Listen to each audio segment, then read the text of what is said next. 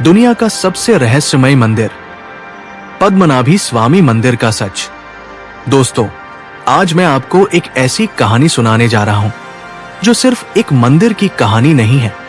ये कहानी है आस्था की, रहस्य की, शक्ति की और उस अनंत सत्य की जो हजारों साल से एक बंद दरवाजे के पीछे छुपा हुआ है। ये कहानी है केरल के तिरुवनंतपुरम में बसे श्री पद्मनाभ स्वामी मंदिर की। लेकिन इससे पहले कि मैं आपको उस दरवाजे तक ले जाऊं जिसके पीछे ना जाने क्या छुपा है, पहले मुझे आपको उस जमीन के बारे में बताना होगा जिस पर यह मंदिर खड़ा है। नमस्कार प्यारे दर्शकों, मैं अर्जुन एक बार फिर आपका हार्दिक स्वागत करता हूं आपके अपने चैनल विद्या ज्ञान सागर में। दोस्तों, आज हम एक नई कहानी और एक नया वीडियो लेकर आपकी सेवा में उपस्थित हुए हैं। आज की कथा अत्यंत ज्ञानवर्धक और प्रेरणादायक है। कथा शुरू करने से पहले आपसे एक विनम्र निवेदन है। शास्त्रों में कहा गया है कि अधूरी छोड़ी गई कथा दुख और पाप का कारण बनती है, इसलिए इसे अंत तक अवश्य सुने। और अगर आप अपनी माँ से सच्चा प्रेम करते हैं तो इस वीडियो को लाइक करें, हमारे चैनल को सब्सक्राइब करें और कमेंट में माँ लिखकर अपना समर्थन दें। तो आइए बिना किसी विलंब के आरंभ करते हैं आज की प्रेरणादायक कथा। केरल की धरती को हमेशा से भगवान का अपना देश कहा जाता है और शायद इसीलिए यहाँ पर भगवान खुद विश्राम करने आए। जी हाँ, श्री पद्मनाभ स्वामी मंदिर में भगवान विष्णु अनंत शेषनाग पर विश्राम की मुद्रा में विराजमान है। इस मुद्रा को अनंत शयन कहते हैं, यानी जो अनंत काल से लेटा हुआ है, जो सृष्टि के पहले भी था और सृष्टि के बाद भी रहेगा। तिरुवनंतपुरम शब्द का अर्थ ही है अनंत के भगवान का शहर। तिरु यानी पवित्र, अनंत यानी शेषनाग, पुरम यानी नगर। ये पूरा शहर उन्हीं का है, ये पूरी धरती उन्हीं की है और उसी धरती पर खड़ा है ये मंदिर जो आज दुनिया में सबसे अमीर धार्मिक स्थल के रूप में जाना जाता है। अब सवाल उठता है, ये मंदिर बना कब और कैसे? इतिहास में झांके तो पता चलता है कि इस मंदिर का उल्लेख हजारों साल पुराने ग्रंथों में मिलता है। संगम साहित्य में, जो ईसा पूर्व 3री सदी तक का है, इस मंदिर का जिक्र आता है। कुछ विद्वान कहते हैं कि ये मंदिर 5000 साल से भी पुराना है, कुछ कहते हैं 8000 साल। लेकिन एक बात सभी मानते हैं, ये मंदिर मानव इतिहास के सबसे पुराने जीवित धार्मिक स्थलों में से एक है। आज जो संरचना हम देखते हैं वो 18वीं सदी में त्रावणकोर के राजाओं ने बनवाई। इसे द्रविड़ और केरल स्थापत्य शैली का अद्भुत संगम कहा जाता है। मंदिर का गोपुरम यानी प्रवेश द्वार 7 मंजिला है।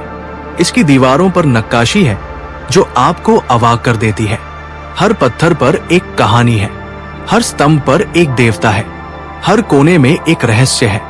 और अब बात करते हैं उन तहखानों की जिन्होंने पूरी दुनिया को हिला दिया। साल 2011 भारत के सर्वोच्च न्यायालय ने एक आदेश दिया, पद्मनाभ स्वामी मंदिर के तहखानों की जांच की जाए। कारण था एक जनहित याचिका जिसमें कहा गया था कि मंदिर की संपत्ति का सही प्रबंधन नहीं हो रहा।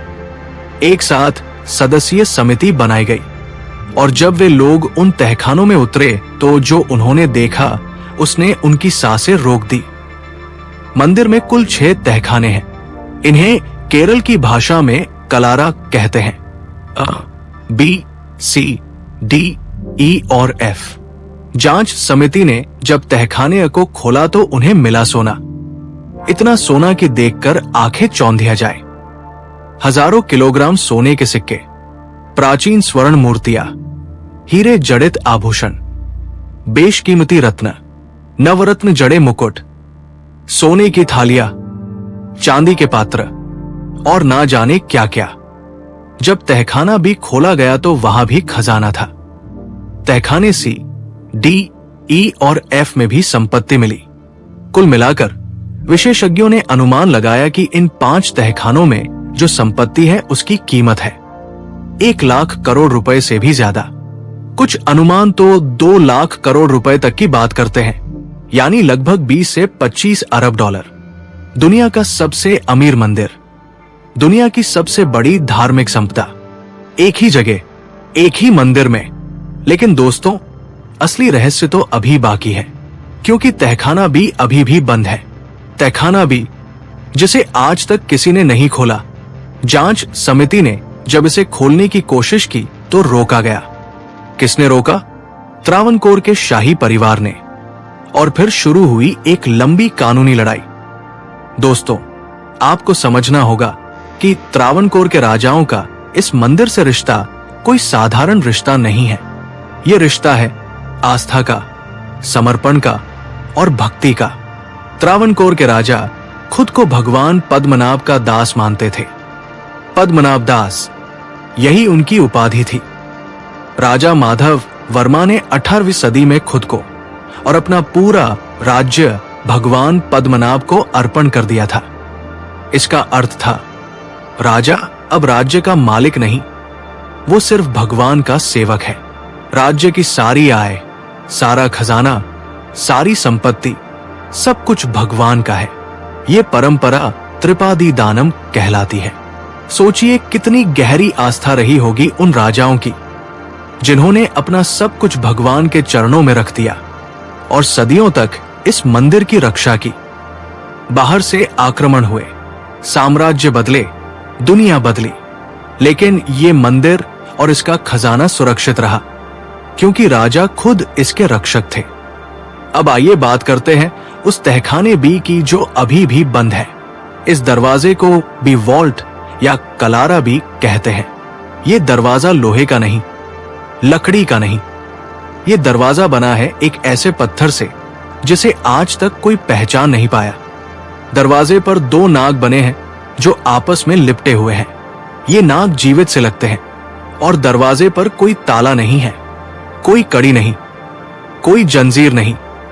तो ये दरवाजा खुलता कैसे है? माना जाता है कि यह दरवाजा नागबंधम से बंद है, एक प्राचीन तांत्रिक विद्या जिसे केवल कुछ विशेष साधु ही जानते हैं। और यह भी कहा जाता है कि इसे केवल गरुड़ मंत्र से खोला जा सकता है, वो मंत्र जो सिर्फ सिद्ध तपस्वी जानते हैं। लेकिन कुछ लोग कहते हैं ये सब अंधविश्वास है, ये दरवाजा खोला जाना चाहिए। देश की संपत्ति है, देश के लोगों को पता होना चाहिए कि अंदर क्या है। और इसी सोच ने सुप्रीम कोर्ट तक केस पहुंचाया। लेकिन 2020 में सर्वोच्च न्यायालय ने एक बड़ा फैसला सुनाया। कोर्ट ने कहा, मंदिर का प्रबंधन त्रावणकोर के शाही परिवार को वापस दिया जाए और तहखाना बी के बारे में कोई तत्काल आदेश नहीं दिया गया। यानी वो दरवाजा आज भी बंद है।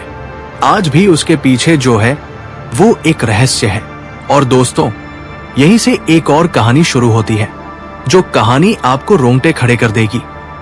कहते हैं कि जब जांच समिति ने तहखाना भी खोलने की कोशिश की तो कुछ ऐसा हुआ जिसने सबको डरा दिया।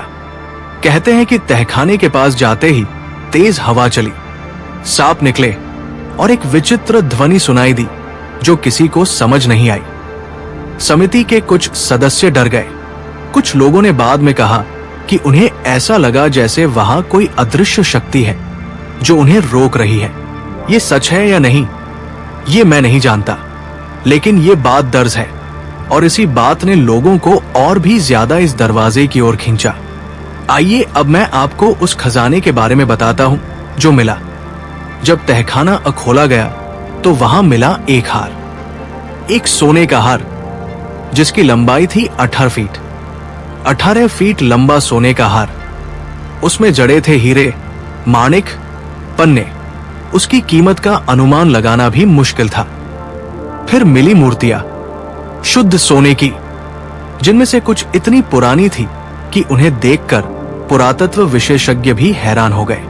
मिले सोने के सिक्के, लेकिन ये सिक्के किसी एक देश के नहीं थे। कुछ सिक्के रोमन साम्राज्य के थे, कुछ नेपोलियन के जमाने के, कुछ डच व्यापारियों के। यानी इस मंदिर का रिश्ता सिर्फ भारत से नहीं था, पूरी दुनिया से था।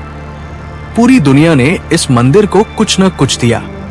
ये मंदिर सदियों से एक ऐसा केंद्र था जहां दुनिया भर के श्रद्धालु, व्यापारी, राजा और महाराजा आते थे और भगवान पद्मनाभ के चरणों में अपना सब कुछ अर्पित कर देते थे।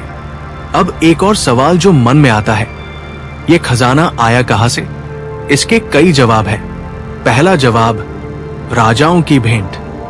त्रावणकोर के राजा जब भी युद्ध जीतते थे, जब भी कोई खुशी होती थी, वे अपनी कमाई का एक बड़ा हिस्सा मंदिर को देते थे। यह सिलसिला सैकड़ों सालों तक चला। दूसरा जवाब, व्यापारियों की भेंट। केरल सदियों से मसाले व्यापार का केंद्र था। काली मिर्च, इलायची, दालचीनी, ये सब यहां से जाते थे। व्यापारी यहां आते थे, माल खरीदते थे और भगवान को धन्यवाद देते हुए मंदिर में चढ़ावा देते थे। तीसरा जवाब, सामान्य भक्तों की भेंट। सदियों तक लाखों श्रद्धालुओं ने इस मंदिर में आकर जो कुछ उनके पास था वह चढ़ाया। किसी ने सोने का कड़ा दिया, किसी ने हार दिया, किसी ने अपनी उम्र भर की बचत दी, और ये सब जमा होता गया सदी दर सदी, पीढ़ी दर पीढ़ी। यही वो अकूत संपदा है जो आज उन तहखानों में बंद है। दोस्तों, अब मैं आपको एक बात बताना चाहता हूं जो शायद आप नहीं जानते। पद्मनाभ भास्वामी मंदिर में प्रवेश के लिए कुछ नियम है। पहला नियम, यहां गैर हिंदुओं का प्रवेश वर्जित है। ये नियम बहुत पुराना है और आज भी लागू है। दूसरा नियम, पुरुषों को धोती पहनकर आना होगा, शर्ट नहीं, पैंट नहीं, सिर्फ धोती, और महिलाओं को साड़ी। तीसरा नियम, मंदिर में मोबाइल फोन या कैमरा ले जाना मना है, और ये नियम बहुत कड़ाई से लागू होता है। ये नियम आज के जमाने में कुछ लोगों को अजीब लग सकते हैं, लेकिन सोचिए, ये मंदिर हजारों साल पुराना है। यहाँ की परंपराएं, यहाँ के नियम, यहाँ की व्यवस्था, ये सब उस आस्था का हिस्सा है जो पीढ़ियों से चली आ रही है। ये मंदिर सिर्फ एक इमारत नहीं है, ये एक जीवित परंपरा है। अब मैं आपको उस भगवान के बारे में बताता हूं जो यहाँ विराजमान है, श्री पद्मनाभ भास्वामी, यानी वह जो कमल की नाभि से उत्पन्न ब्रह्मा के स्वामी है। यहाँ भगवान विष्णु की जो प्रतिमा है वो अद्भुत है। ये मूर्ति एकाश्म नहीं है, यानी एक पत्थर से नहीं बनी। ये बनी है कदुशर करायोगम से, एक प्राचीन केरल की तकनीक जिसमें जड़ी बूटियों, चूने और एक विशेष पत्थर को मिलाकर मूर्ति बनाई जाती है। इस मूर्ति की लंबाई इतनी है कि इसे एक साथ एक दरवाजे से नहीं देखा जा सकता। मंदिर में 3 दरवाजे हैं, तीनों से आप भगवान के अलग अलग हिस्से देखते हैं। पहले दरवाजे से दिखता है भगवान का मुख, दूसरे दरवाजे से दिखता है उनकी नाभि और ब्रह्मा जी, तीसरे दरवाजे से दिखते हैं उनके चरण, और तीनों दृश्यों को जोड़कर ही आप पूरे भगवान का दर्शन कर पाते हैं। ये बात कितनी गहरी है, जैसे जीवन में भी कोई एक नजर से सब कुछ नहीं देख पाता। सत्य को देखने के लिए, ईश्वर को समझने के लिए आपको अलग अलग कोणों से देखना होता है। दोस्तों, एक और बात जो आपको जरूर जाननी चाहिए, इस मंदिर में हर साल लक्षद्वीप महोत्सव और अरट्टू उत्सव मनाया जाता है। अरट्टू उत्सव साल में 2 बार होता है, एक बार मार्च से अप्रैल में और एक बार अक्टूबर से नवंबर में। इस उत्सव में भगवान की मूर्ति को जुलूस में निकाला जाता है। हजारों भक्त इकट्ठे होते हैं, भजन गूंजते हैं, हाथी सजते हैं और भगवान को समुद्र में स्नान कराया जाता है। ये दृश्य देखकर मन में जो भाव उठते हैं वे शब्दों में नहीं कहे जा सकते। जो भी एक बार इस उत्सव में शामिल हो जाता है वो जिंदगी भर इसे नहीं भूलता। अब मैं एक और रहस्य की बात करता हूं। तहखाना बी के बारे में एक प्राचीन भविष्यवाणी है। कहते हैं कि अगर ये दरवाजा जबरदस्ती खोला गया तो कुछ अनहोनी होगी। क्या होगी ये कोई नहीं जानता, लेकिन ये भविष्यवाणी किसने की, कब की, ये भी एक रहस्य है। दोस्तों, इस मंदिर की एक और खासियत है जो बहुत कम लोग जानते हैं। यहाँ का प्रसाद। मंदिर में हर रोज भगवान को 56 भोग लगाया जाता है और उस प्रसाद को बनाने की विधि हजारों साल पुरानी है। वही आग, वही बर्तन, वही तकनीक, आधुनिकता से कोसों दूर, क्योंकि यहां माना जाता है भगवान को जो भी चढ़ाओ वो उतना ही शुद्ध होना चाहिए जितना पहले था। ये शुद्धता सिर्फ प्रसाद की नहीं है, ये शुद्धता उस मन की है जो प्रसाद बनाता है, उस हृदय की है जो भगवान की सेवा करता है। आज भी हर साल लाखों भक्त इस मंदिर में आते हैं। कुछ तीर्थयात्री हैं जो हजारों किलोमीटर का सफर तय करके आते हैं। कुछ वे हैं जिनकी मनोकामना पूरी हुई है और वे धन्यवाद देने आए हैं। कुछ वे हैं जिनके जीवन में अंधेरा है और जो यहाँ एक किरण की तलाश में आए हैं। और कुछ वे हैं जो बस आए हैं क्योंकि उनका दिल खिंचा आया। उनसे पूछो तो वे कह नहीं पाते क्यों आए, बस कहते हैं एक अजीब सा बुलावा था। ये बुलावा ही इस मंदिर का सबसे बड़ा रहस्य है। जब आप इस मंदिर के अंदर खड़े होते हैं और भगवान पद्मनाभ भास्वामी के 3 द्वारों से उनके दर्शन करते हैं तो एक अजीब सी शांति आती है। तो ये थी पद्मनाभ भास्वामी मंदिर की कहानी। एक ऐसी कहानी जो हजारों साल पुरानी है लेकिन आज भी उतनी ही जीवंत है। एक ऐसी कहानी जिसमें आस्था और इतिहास, रहस्य और न्याय, सोना और श्रद्धा सब कुछ एक साथ बुना पड़ा है। एक ऐसी कहानी जो बताती है कि दुनिया का सबसे बड़ा खजाना वो नहीं जो तहखानों में बंद है। दुनिया का सबसे बड़ा खजाना वो है जो इंसान के दिल में है, उसकी आस्था। क्योंकि जब राजाओं के राज्य चले गए, जब साम्राज्य धूल में मिल गए, जब इतिहास के पन्ने पीले पड़ गए, तब भी भगवान पद्मनाभ भास्वामी की ये दिया जलती रही और जलती रहेगी हजारों साल, और जब तक इस धरती पर एक भी भक्त का दिल है, जब तक एक भी होंठ पद्मनाभ का नाम लेता है, जब तक एक भी माथा उनके चरणों में झुकता है। रात के अंधेरे में जब मंदिर के कपाट बंद होते हैं, जब पुजारी घर जाते हैं, जब तिरुवनंतपुरम की सड़कें सो जाती है, तब भी ये मंदिर जागता है। इसकी दीवारों में एक अजीब सी ऊर्जा है जो रात को महसूस होती है। कहते हैं कि तब अनंत शेषनाग अपने फन उठाकर चलते हैं, उन तहखानों के बीच से गुजरते हैं, उस खजाने पर निगाह रखते हैं जो युगों से उनके स्वामी का है। और वो बंद द्वार, तहखाना भी, उसके पीछे से कभी कभी आधी रात को एक अजीब सी आवाज आती है। ये आवाज क्या है?